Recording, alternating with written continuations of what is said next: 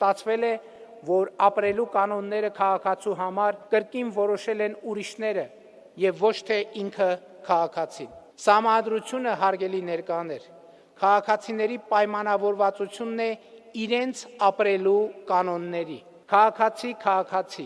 քաղաքացի պետություն հարաբերությունների կանոնների մասին, եւ այդ կանոնները արդյունավետ կերպով կաշխատեն, եթե դրանք իրոք լինեն եւ դառնան քաղաքացիների պայմանավորվածությունը,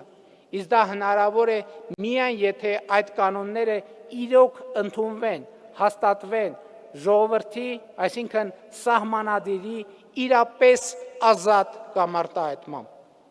Այս է պատճառը, որ օրգանիկ սահմանադրական process-ը,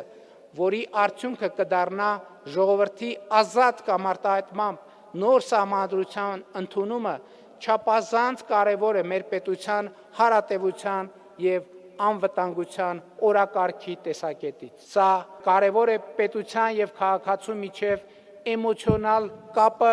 ուժեղացնելու,